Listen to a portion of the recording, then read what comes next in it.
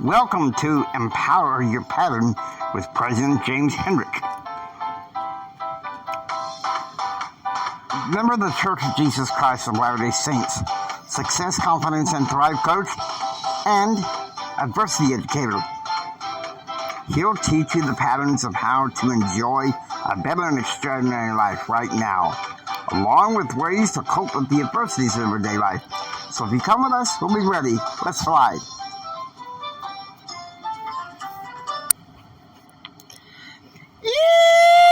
Yeehaw! Welcome, Pattern Realm. This is our last time at the Pattern Wellness Center. I have, God bless them, well-meaning friends at church who believe in being highly credentialed. And there's nothing wrong with that. But there's something better, a higher calling for each of us. And what is it? None other than self-education. Over to you, Jim Rohn. If you will change, everything will change for you. You don't have to change what's outside. All you've got to change is what's inside. To have more, you simply have to become more. And then he said, don't wish it was easier. Wish you were better. Don't wish for less problems. Wish for more skills. Start working on yourself, making these personal changes. And he said, it'll all change for you.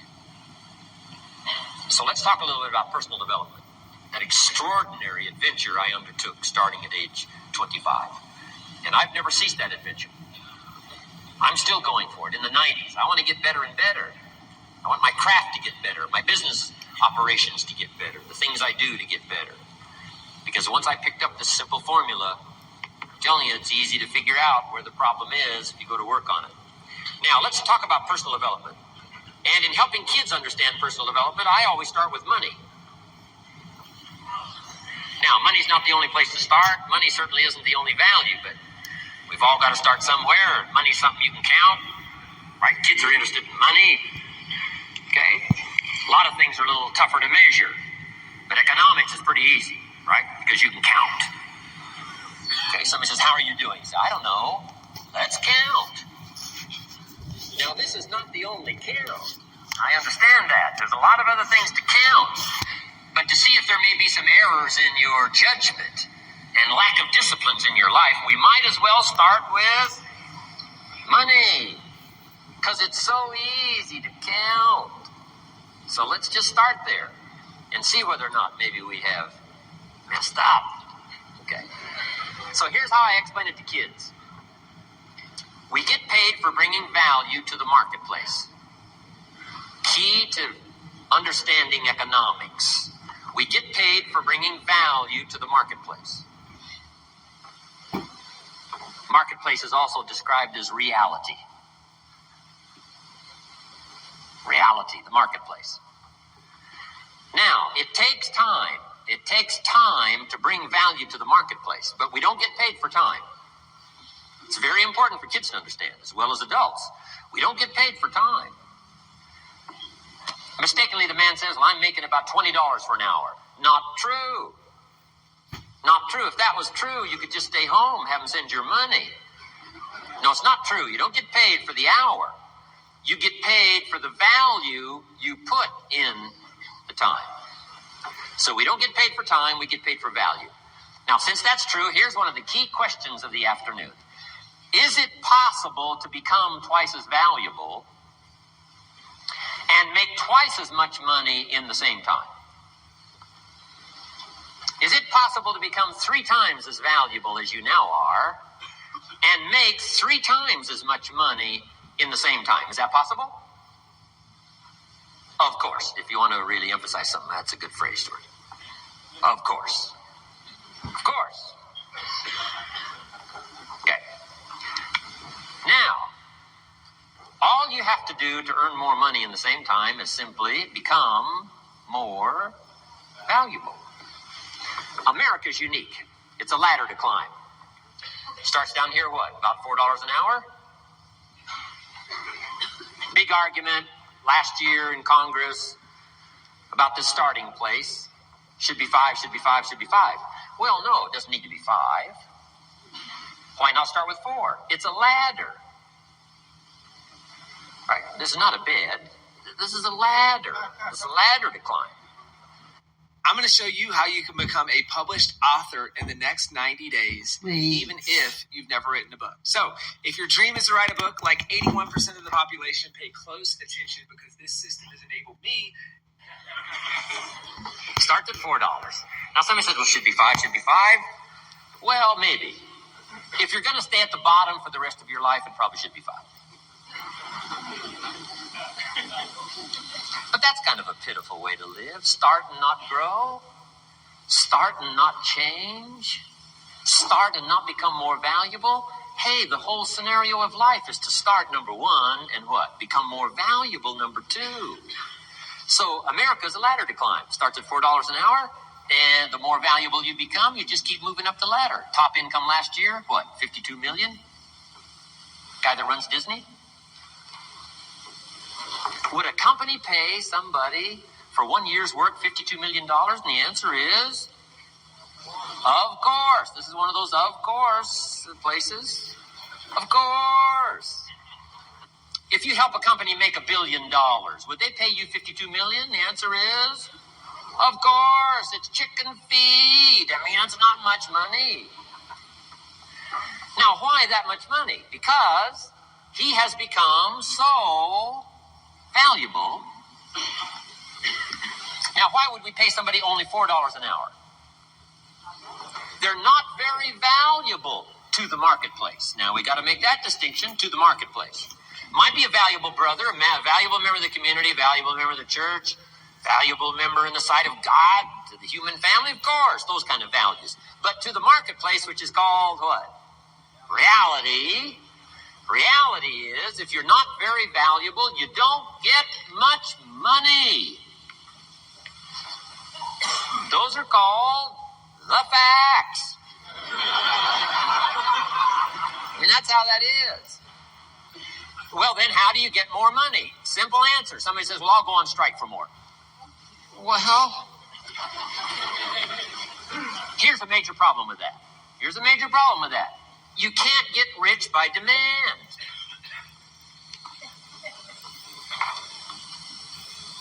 Somebody says, well, I'm waiting for a raise.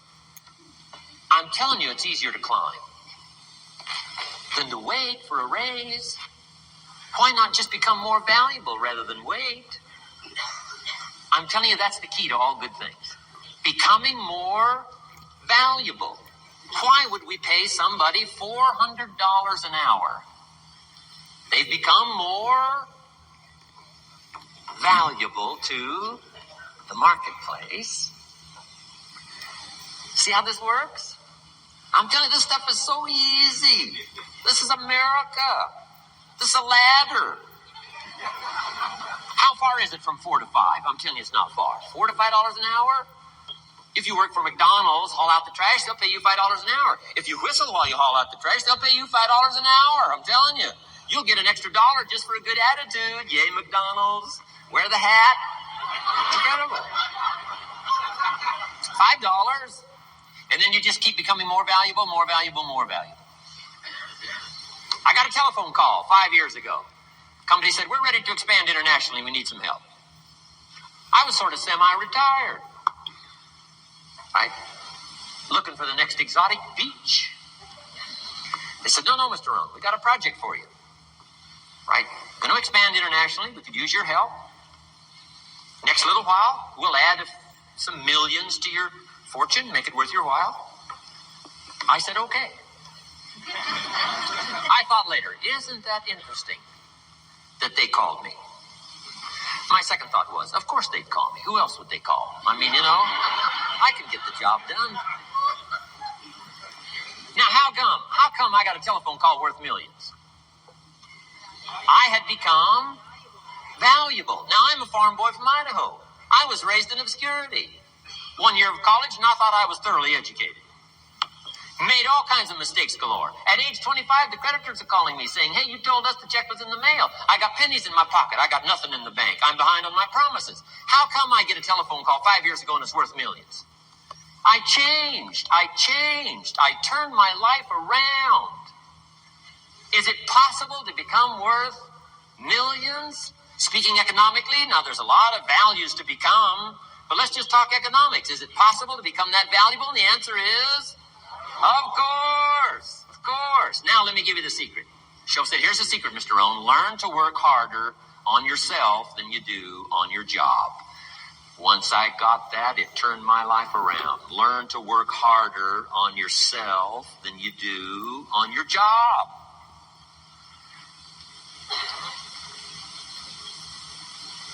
He said, if you work hard on your job, you'll make a living. If you work hard on yourself, you can make a fortune. If you would have known me at age 25, you would have said, Jim Rohn's a hard worker. If you'd have known me, you'd have said that. I'm the guy, I don't mind coming a little bit early, staying a little bit late. I don't mind that. You'd have said, well, Jim Rohn's a hard worker. You say, well, how come he's got pennies in his pocket and nothing in the bank and behind on his promises? Well, I was a hard worker, but I was working hard on my job, not on myself. I'm telling you, if you'll learn that simple little principle and start the process today, latest tomorrow, give you tonight to think it over. And start this whole process of personal development, work on yourself, make yourself more valuable to the marketplace. I'm telling you, you can so dynamically change your income, and economics is the least of the values that you can start earning in terms of equity. If you'll start working harder on yourself than you do on your job. Work hard on yourself and develop the skills. Work hard on yourself and develop the graces. All of the stuff necessary to become more valuable to the marketplace. I'm telling you, your whole life can explode into change. Promotions, no problem. Becoming more valuable to the company, I'm telling you, no problem. Money, no problem. Economics, no problem. Future, no problem. If you just go to work on the right thing. Not get things out there to change. Don't try to change the seed. Don't change the soil. Don't change the sunshine. Don't change the rain. Don't change the mix of seasons. Let the miracle of everything that's available work for you, and start working on the inside. Work on your philosophy. Work on your attitude. Work on your personality. Work on your language. Work on the gift of communication. Work on all of your abilities. And if you'll start making those personal changes, I'm telling you, everything will change for you. Now, let me give you another.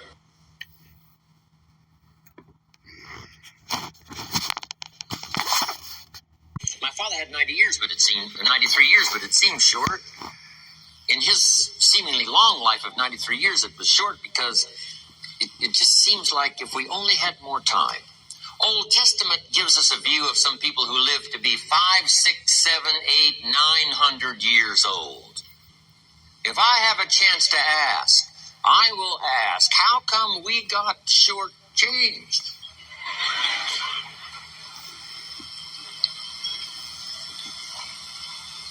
Wouldn't that be a good question if you had a chance to ask? Imagine 7, 8, 900 years to watch generation after generation after generation after generation stay healthy and well. I mean, you gotta be healthy to make it to 900. You gotta take your vitamins.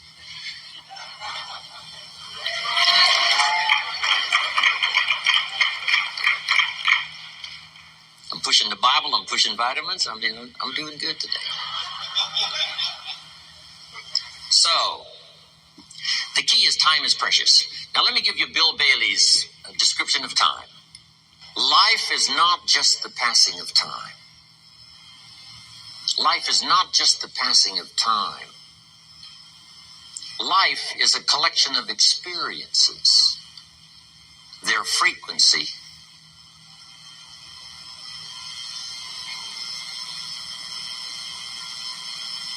and their intensity.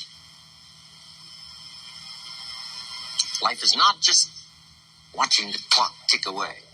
Life is a collection of experiences, their intensity, their frequency. When my friend Mark died at age 44, someone says, that's young to die. But what if he lived 4 lifetimes in one? It might not be too young. So here's whatever the span of your life turns out to be, here's what you want to fill it up with: experiences and the intensity of those experiences.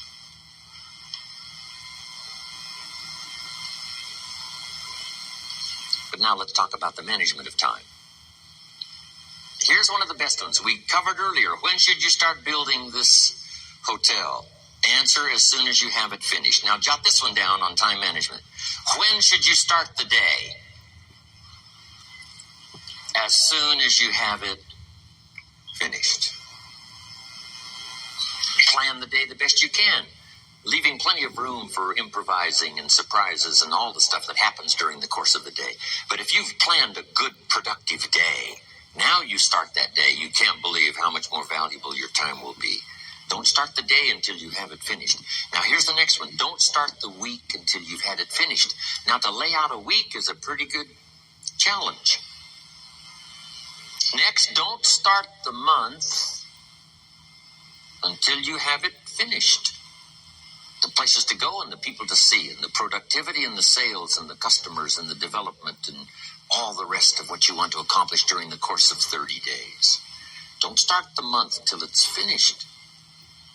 And then here's the big one. This is really challenging. Don't start the year until you have it finished. To the best of your ability. It can't be finished like minute by minute. But in terms of the sweep of what you want to accomplish in the year 2002, make sure that that's set and ready to go by the time January 1st rolls around.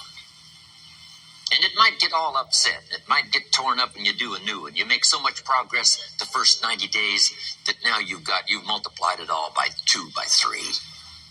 Because that happened to me. I thought, wow, here's how this is going to be a great year. By the time I'd finished the 3rd month, I'm rolling, I'm soaring. So many things are happening, I revised my whole year's plan. Okay. Now, jot this down. Approaches to the management of time. Here's the first one. Ignore the subject. I mean, that's good advice. Don't let anything overly bug you. Because remember now, you don't have to do anything. So I got to get a handle on my time. The answer is no, you don't. If you want to let it all go, you can let it all go. I mean, this is good advice. If somebody says you ought, jot this down. Ignore all the you oughts or you should. Only if they're giving general information. We should. It's better to say if you're teaching we should, not you should, we should. Then you let me listen in without it being too confrontational. If everyone did this, see, that'd be great. And then you give a person a chance to choose to do it or not to do it. But when you start the you ought, now see if I don't, now see we got some tension and maybe some problems. So you ought seem to always create problems. When you're talking to your kids, you say, no, if kids would do this, not always saying if you did this, life would be better. But if kids did this, life would be better. It's like making a little talk and letting them listen in. And then it's a little less confrontational. It gives us a choice. In one of my seminars, here's what I teach. All life forms strives to the max of its potential except human beings. All life forms strives to the max of its potential except human beings. How tall will a tree grow? As tall as it possibly can. You never heard of a tree growing half as high as it could. No, trees don't grow half.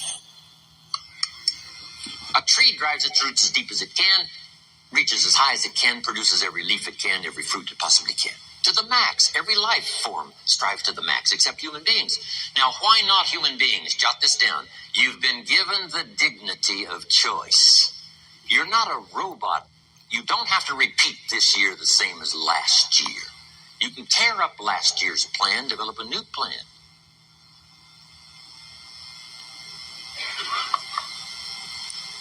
So, the dignity of being a human being. Now, here's the choice on being a human being. To be part of all we were meant to be, or to be all. To strive for all, or half, or part, or some. The choice is up to you. To develop one skill or 10 skills. Someone says, well, I'd be happy with just one more language. Well, some say, hey, I'm going to learn 6 or 7.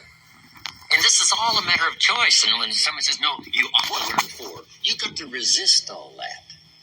Because this is personal dignity. And you don't want to destroy someone's dignity by doing all the oughts, and then they feel reluctant to do it. Now we've got problems. So if you want to, just ignore this subject on time management. Now here's the next one. Step down to something easier.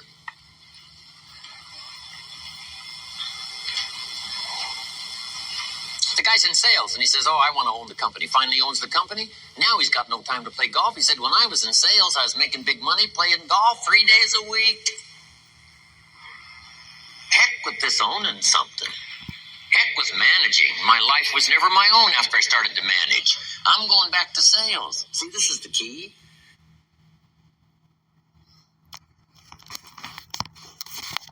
You see, it all is a matter of life, of mindset. And don't get me wrong, I'm not despairing formal education. I had a lot of wonderful experiences in college. But at the same time, let's be real. Colleges, universities, they teach for one outcome. Can the student pass the test? Master the content so they can get a degree. Which, even up to my mid-40s, even after having one bachelor's degree, I thought, well, graduate degree or a second bachelor's degree would work. Well, no, it didn't. So, it's ironic. Around COVID, I began studying different skills.